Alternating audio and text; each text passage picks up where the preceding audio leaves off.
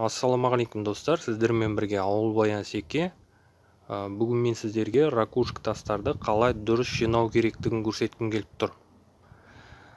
Егер де сіздер алдын ала ракушка тастар сатып алып 1-2 жылға сақтап қоятын болсаңыздар, сатып алған тастарыңызды сразу дұрыстап жинағандарыңыз жақсы.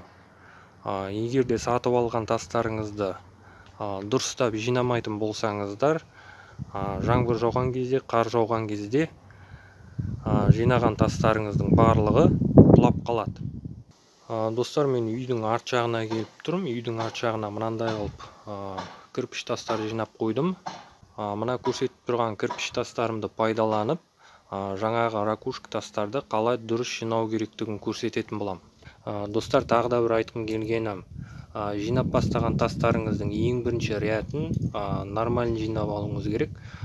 Сол кезде жинаған тастарыңыздың барлығы нормально тұрады.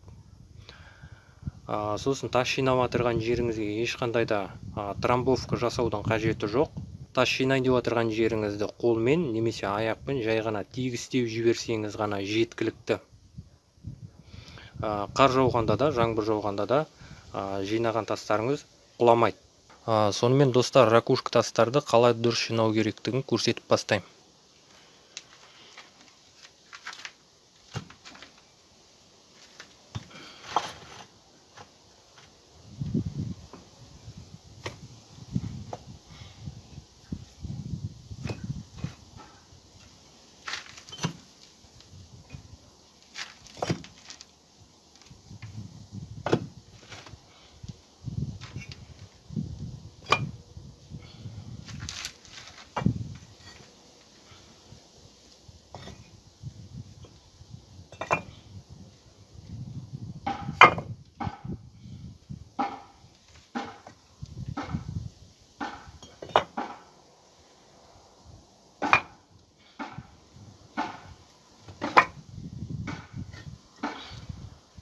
Достар, түсінгендеріңіздей тастарды дәл осылай байластырып жинаймыз.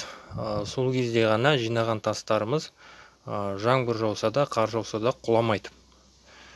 Мен тек қана 2 қатарды қалай жинау керектігін көрсеттім. Мысал ретінде 3-ші қатарды қалай жинауға болады тағы да көрсетемін.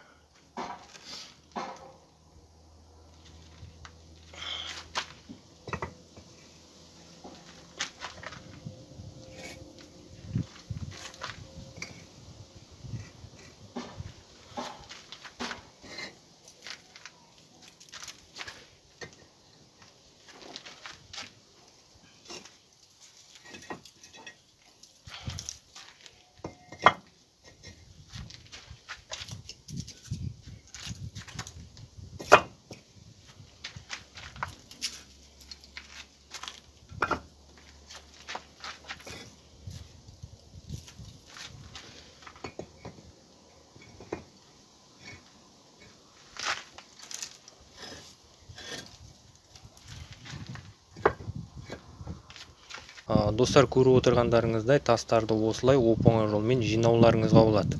Достар, мен мына жерде былайынан 4 тас, былайынан 4 тас қылып көрсеттім.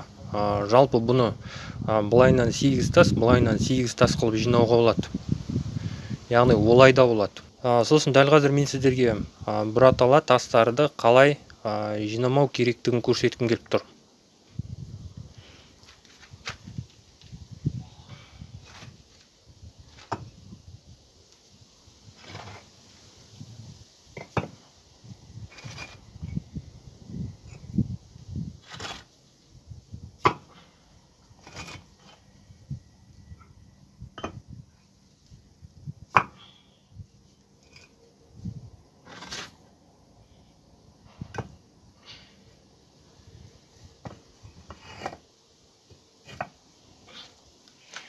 В общем, түсінгендеріңіздей, тастарды мынандай қылып жинайтын болсаңыздар, қара жерге жаңбыр жауған кезде, қар жауған кезде жер балшық болып езіліп, жинаған тастарыңыз құлап қалады.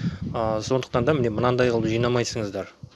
Сонымен достар, 40 тасты қалай дұрыс жинайтындарыңызды түсіндіңіздер деп ойлаймын. Егер де түсінбеген жерлеріңіз болса, осы видеоның комментарийіне жазуларыңызға болады. Сұрақтарыңыз болса, қоюларыңызға болады. Сосын егер де осы видео сіздерге ұнаған болса, міндетті түрде осы видеоға лайк басып, видеоны достарыңызбен бөлісулеріңізді сұраймын. Сосын міндетті түрде менің YouTube каналыма жазылып, қоңыраушаны басуды ұмытпаңыздар.